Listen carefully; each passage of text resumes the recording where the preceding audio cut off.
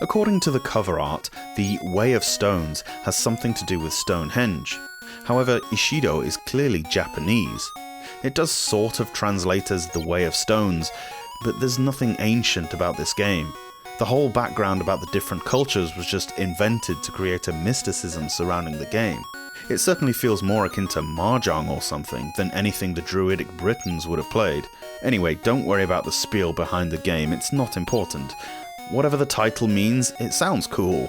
However, it doesn't really give us a clue what the game's about, so if you were wondering, Ishido the Way of Stones is a board game. You have a 12 by 8 board, so 96 squares, upon which to place 72 stones. There are an assortment of stones, each being one of 6 shades and 6 designs, making 36 pairs.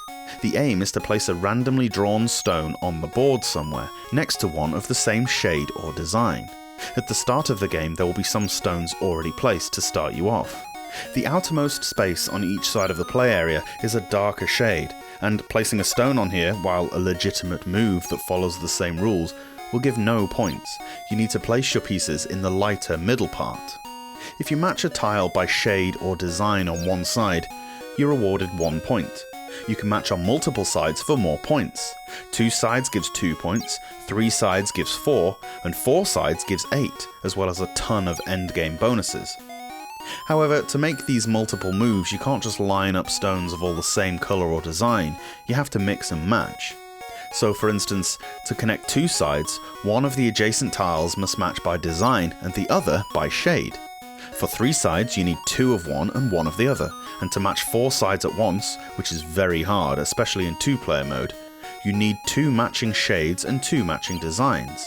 That's why you get so many points for it, and with the bonuses that increase exponentially the more you get, getting one in a head-to-head basically renders the contest moot.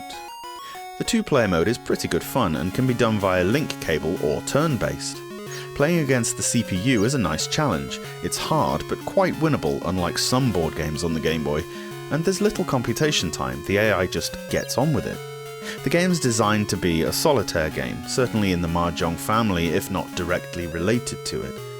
Single player has just as much longevity as 2 players, where the 4 side bonuses can really rack up, and because strategy will come into play much more here, they're more achievable as well. Musically, it's very pleasant, but obviously this isn't a genre you need a soundtrack for. It's perfectly alright to play on silent, and if you're playing a game like this, you're probably on a train or something anyway. Graphically, everything is clear and you get a choice of tile sets to use. There's not much else to tell you. If you like solitaire games, you can't go wrong with Ishido.